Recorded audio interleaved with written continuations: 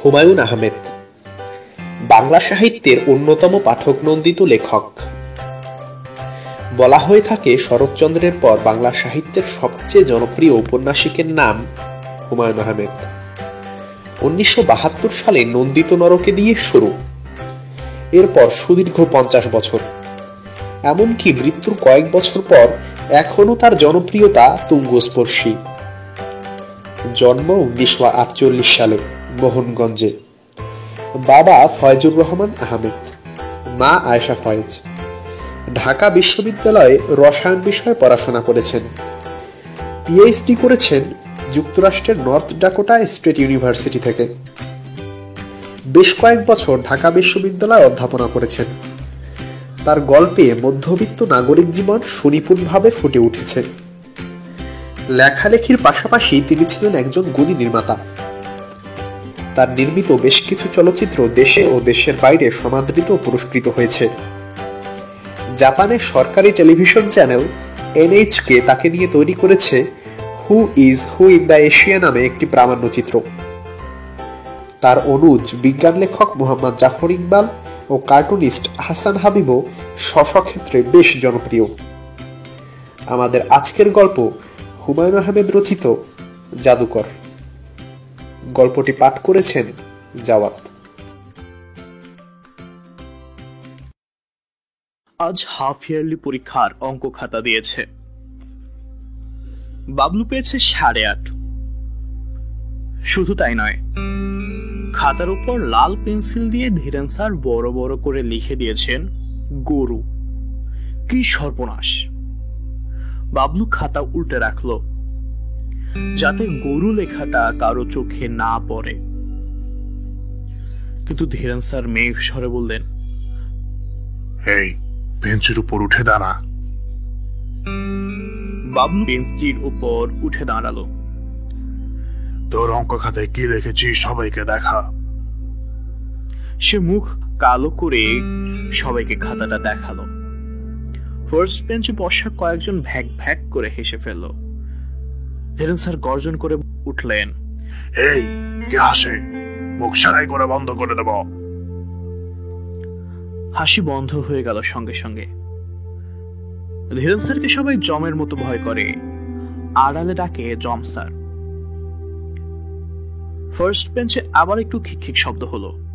Dhiren sir হুঙ্কার দিয়ে উঠলেন, আর একবার হাসির শব্দ শুনলে চর দিয়ে দাঁত খুলে ফেলবো। আটটা শালা না কেন? ক্লাস পুরোপুরি নিঃশব্দ হয়ে গেল। ধীরেন স্যার থমথমে গলায় বললেন, এই বাবলু, তুই ঘন্টা না পড়া পর্যন্ত বেঞ্চের উপর দাঁড়িয়ে থাকবি। বাবলু উদাস চোখে জানালা দিয়ে বাইরে তাকিয়ে রইল। বেঞ্চের উপর 1 ঘন্টা দাঁড়িয়ে থাকা তেমন কিছু না, কিন্তু বাসায় ফিরে বাবাকে কি বলবে এই ভেবেই বাবলুর গায়ে ক্ষণে ক্ষণে কাঁটা দিয়ে উঠতে লাগলো। বাবা মোটে সহজ পাত্র নন। ধীরেন স্যারের মতো মাস্টারও তার কাছে দুগ্ধপোষ্য শিশু। বাড়িতে আজ ভূমিকম্প হয়ে যাবে বলাই বাহুল্য। বাবলু এই ঠান্ডা আবহাওয়াতেও কুলকুল করে ঘামতে লাগলো। বাবলু ভেবে পেল না অঙ্কের মতো একটা ভয়াবহ জিনিস কি করে পড়াশোনার মধ্যে ঢুকে গেল। কি হয় অঙ্ক শিখে? তৈলাক্ত বাঁশ বেয়ে বাঁদরের উঠবার দরকারটা কি? আচ্ছা ঠিক আছে, উঠছে উঠে পড়ুক, কিন্তু প্রথম মিনিটে উঠে দ্বিতীয় মিনিটে আবার পিছলে পড়বার প্রয়োজনটা কি? বাবলু একটি দীর্ঘ নিঃশ্বাস ফেলল। স্কুল ছুটি হলো 5টায়। বাবলু বাড়ি না গিয়ে স্কুলের বারান্দায় মুখ কালো করে বসে রইল। স্কুলের দপ্তরি আনিস মিয়া বলল, বাড়ি যাও ছোট ভাই। বাবলু বলল, আমি আজকে এখানেই থাকবো। কও কি ভাই, বিষয় কি? বিষয় কিছু না, তুমি ভাগো। আনিস মিয়া একগাল হেসে বলল, পরীক্ষায় ফেল করছু কেমন? বাড়ির থেকে নিতে না আসলে যাইতো না, ঠিক না? আনিস মিয়া দাঁত বের করে হাসতে লাগলো। বাবলু স্কুল থেকে ছুটে বাইরে চলে আসলো। সরকার বাড়ির জাম গাছের নিচে বসে রইল একা একা। জায়গাটা অসম্ভব নির্জন। কিছুক্ষণের মধ্যেই চারদিকে ঘুটঘুটে অন্ধকার হয়ে গেল। বাবলুকে ভয় দেখানোর জন্য হয়তো অসংখ্য ঝিঁঝি একসঙ্গে ডাকতে লাগলো। বিলের দিক থেকে শব্দ আসতে লাগলো, ডান পাশের ঝোপ কেমন যেন নড়ে উঠল। বাবলুর শার্টের লম্বা হাতায় ঘন ঘন চোখ মুছতে লাগলো। এই ছেলে কাঁদছ কেন? অন্ধকারে ঠিক পরিষ্কার কিছু দেখা যাচ্ছে না। বাবলুর মনে হলো লম্বা মতো একজন লোক ঝোপটার কাছে দাঁড়িয়ে আছে। লোকটির হাতে ভারী একটা ব্যাগ জাতীয় কিছু, পিঠো এরকম একটা মোচকা ফিতে দিয়ে বাঁধা। এই খোকা, কি হয়েছে? বাবলু ফোঁপাতে ফোঁপাতে বলল, আমি অঙ্কে 8.5 পেয়েছি। তাই নাকি?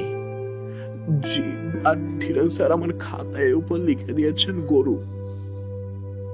বাবলু খাতাটা বের করে লোকটির দিকে এগিয়ে দিল। লোকটি এগিয়ে এসে খাতাটি নিল।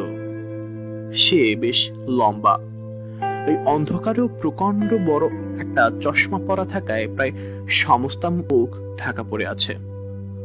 লোকটি গম্ভীর গলায় বলল, খাতার উপর গুরু লেখা অন্যায় হয়েছে। বুদ্ধিবৃত্তির উপর সরাসরি কটাক্ষ করা হয়েছে। তার উপর এত বড় বড় করে লেখার প্রয়োজনই বা কি? ছোট করেই লিখলেই হতো। বাবলু শব্দ করে কেঁদে উঠল। কাঁদবে না, কাদার সময় নয়। কি করা যায় এখন তাই নিয়ে আমাদের চিন্তা করতে হবে। ঠান্ডা মাথায় ভাবতে হবে।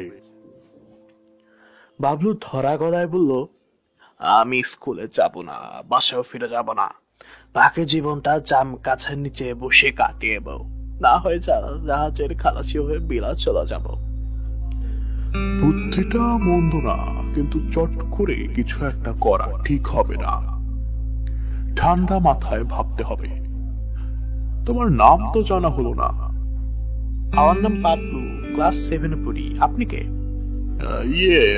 আমার নাম হলো হুয়েটসন। কি বললেন? আমার নামটা একটু অদ্ভুত। আমি বিদেশি কিনা।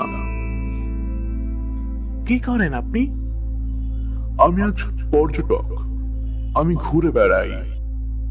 বাবলু কৌতূহলী হয়ে বলল, আপনার দেশ কোথায়? আসো, তোমাকে দেখাচ্ছি।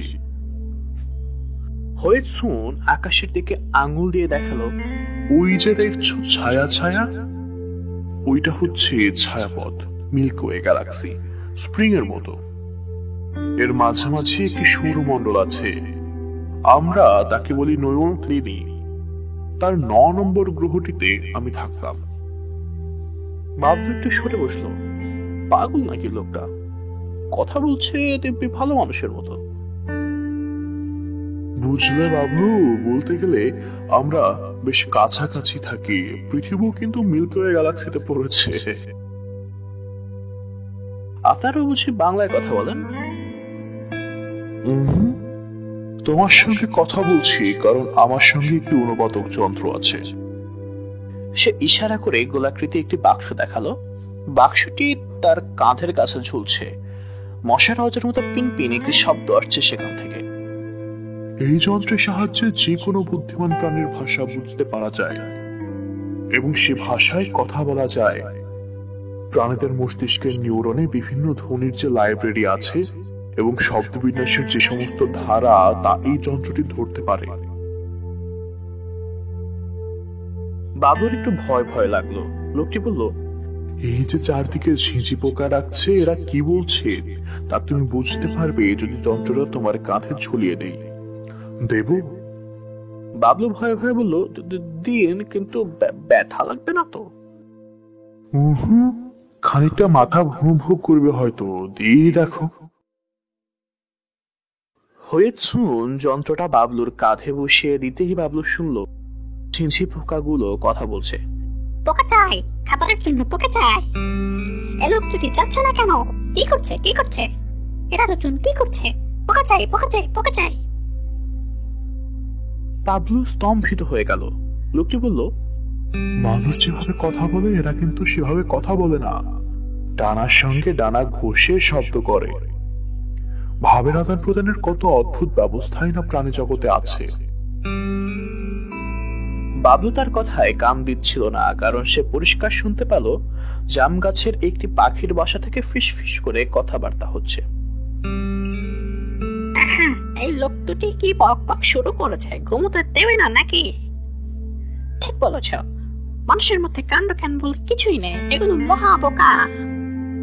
বলতে বলতে পাখিগুলো খিক খিক করে হাসতে লাগলো। লোকটি বলল, বাবলু, যন্ত্রটি এবার খুলে ফেলা যাক।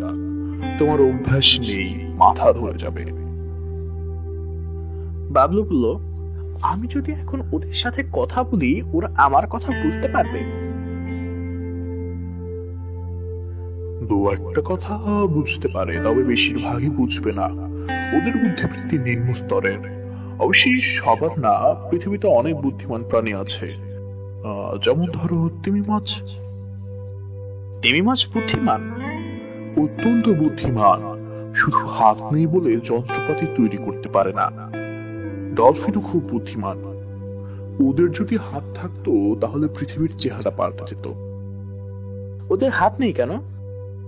প্রকৃতির খেয়াল। প্রকৃতির খেয়ালিপনার জন্য তিমি এবং ডলফিনের মতো বুদ্ধিমান প্রাণীদেরও পশুর মতো জীবন যাপন করতে হচ্ছে। হোয়েটসুন একটি ছোট্ট নিঃশ্বাস ফেলে যন্ত্রটা বাবলুর কাঁধ থেকে নিয়ে নিল। এবার তোমার ব্যাপারটা চিন্তা করা যাক। কি ঠিক করলে? জাহাজের খালাসি হবে? না। তবে কি অন্ধকারে জাম গাছের নিচে বসে থাকবে? আমি আপনার সঙ্গে যাব। তাই বুঝি? জি। কিন্তু তা সম্ভব নয়। আমাদের চলাফেরার জন্য রকেট বা স্পেসশিপ নেই। আমরা এক জায়গা থেকে অন্য জায়গায় যাই সরাসরি বস্তু স্থানান্তর প্রক্রিয়ায়। তোমাকে দিয়ে তা হবে না। তাছাড়া আমি এখন যাব বৃহস্পতি গ্রহের একটি চাঁদে। তার নাম হচ্ছে টিটান। সেখানে অত্যন্ত বুদ্ধিমান প্রাণী আছে। আমিও আপনার সঙ্গে টিটানা যাব। একেবারে অসম্ভব। সে জায়গাটা বিষাক্ত ক্লোরিন গ্যাসে ভরপুর। তার উপর আছে সালফার ডাই অক্সাইড। তাতে আমার কিছু হবে না, কিন্তু তুমি মারা যাবে সঙ্গে সঙ্গে। বাবলু মুখ কালো করে চুপ করে বসে রইল। লোকটি শান্ত স্বরে বলল, তুমি বরং ভালো মতো পড়াশোনা করো, কারণ তোমাদের এখানে অনেক কিছুই শেখার আছে। অঙ্কে 8.5 পেলে হবে না। বাবলু কোনো উত্তর দিল না। লোকটি বলল, মানুষের মস্তিষ্ক হচ্ছে প্রথম শ্রেণীর। ইচ্ছে করলেই এরা জ্ঞান বিজ্ঞানে আমাদের ছাড়িয়ে যাবে। বাবলু মুখ কালো করে বলল, আমি অঙ্ক টঙ্ক কিছু শিখতে চাই না। হোয়েটসুন হেসে বলল, মানুষেরা প্রাণী হিসেবে কিন্তু খুব অদ্ভুত।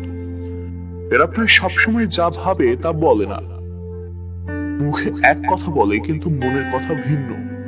তুমি মনে মনে ভাবছো এখন থেকে খুব মনোযোগ দিয়ে অঙ্ক শিখবে যাতে ও ধরনের যন্ত্র বানাতে পারো, কিন্তু মুখে বলছো অন্য কথা, ঠিক না? বাবলু থেমে থেমে বলল, আপনি কি করে বুঝলেন? আমার কাছে ছোটখাটো একটা কমিউনিকেটর যন্ত্র আছে। তা দিয়ে বুদ্ধিমান প্রাণীরা কি ভাবছে তা অনেক দূর থেকে টের পাওয়া যায়। যেমন ধরো, যন্ত্রটা তোমার কাঁধে ঝুলিয়ে দিলে তুমি বুঝতে পারবে তোমার বাবা এবং তোমার থেরেন্স স্যার এই মুহূর্তে কি ভাবছেন। তারা দুজনেই হারিকেন নিয়ে খুব ব্যস্ত হয়ে তোমাকে খুঁজে বেড়াচ্ছেন। তোমাদের স্কুলের দপ্তরে আনিস মিয়া বাসায় গিয়ে খবর দেওয়ার পর থেকে তোমার বাবা খুব অস্থির হয়ে পড়েছেন। তোমার বাবার মনের অবস্থাটা বুঝতে চাও? বাবলু মাথা নাড়ল। সে বুঝতে চায়। লোকটি যন্ত্রটা কাঁধে ঝুলিয়ে দিতে বাবলু শুনল বাবা মনে মনে বলছেন, আমার পাগলা ছেলেটা কোন অন্ধকারে একা একা বসে আছে কে জানে। 8.5 পেয়েছে তো কি হয়েছে? আহা বেচারা, আমার ভয়ে বাড়িও আসতে পারছে না। না, আর কোনোদিন রাগারাগি করবো না। ভাবতে ভাবতে বাবা চোখ মুছলেন। ধীরেন স্যারও ঠিক একই রকম কথা ভাবছে। আহারে, বাচ্চা ছেলেটা কোথায় না কোথায় বসে আছে অন্ধকারে। খাতায় গরু লেখাটা খুবই অন্যায় হয়েছে। সেই লজ্জাতেই বাড়ি যাচ্ছে না। না, ছাত্রদের সঙ্গে আরেকটু ভদ্র ব্যবহার করা দরকার। আর এরকম রাগারাগি করবো না। বাবুটাকে রোজ 1 ঘন্টা করে অঙ্ক শেখাবো। হোয়েটসুন হাসতে হাসতে বলল, কি শুনলে তাদের মনের কথা? জাহাজের খালাসি হবার পরিকল্পনা এখনো আছে? জি না। ভালো, খুব ভালো। তা বাবু সাহেব, আমার তো এখন যেতে হয়। আর একটু বসুন। না, আর বসা যাচ্ছে না। তোমার বাবা আর তোমার স্যার এদিকে আসছেন। আমাকে দেখলে ব্যাপারটা ভালো হবে না। যাই তাহলে, কেমন? তার কথা শেষ হবার আগেই বাবাকে এবং ধীরেন স্যারকে দেখা গেল। দপ্তরে আনিস মিয়া একটি হেরিকেন হাতে আগে আগে আসছে। বাবলু ভিন গ্রহের লোকটিকে আর দেখতে পেল না। বাবা এসে প্রচন্ড এক চর বসালেন। রাগী গলায় বললেন, এই বয়সে বাথরুমে চিকেছিস? বাড়ি না গিয়ে গাছের নিচে বসে ধ্যান করা হচ্ছে? তোর পিঠের ছাল তুলব আজকে। ধীরেন স্যার থমথমে স্বরে বললেন, খারাপ পরীক্ষা হয়েছে, কোথায় বাড়ি গিয়ে ফিরে বই নিয়ে পড়তে বসবি তাড়াতাড়ি? তা না, সব খুপের আড্ডার মধ্যে এসে বসা। আগামীকাল তুই সারা পিরিয়ড আমার ক্লাসে নীল ডাউন হয়ে বসে থাকবি। তোর কি আর সাথে লিখেছি? বাবলু এদের কথায় একটু রাগ করল না, কারণ এখন সে নিশ্চিত জানে এসব তাদের মনের কথা নয়। তাছাড়া সে হারিকেনের আলো স্পষ্ট দেখলো বাবার চোখ ভেজা, কাঁদতে কাঁদতেই তাকে খুঁজছিলেন। শুনছিলেন আজকের গল্প জাদুকর। গল্পকথকের গল্প সরাসরি শুনতে এবং ডাউনলোড করতে ভিজিট করুন আমাদের ওয়েবসাইট www.golpo.deshi golpo.desi দেশি। এছাড়া আমাদের সাথে যুক্ত হতে পারেন ফেসবুকে। গল্প শুনুন এবং গল্পকথকের সাথেই থাকুন।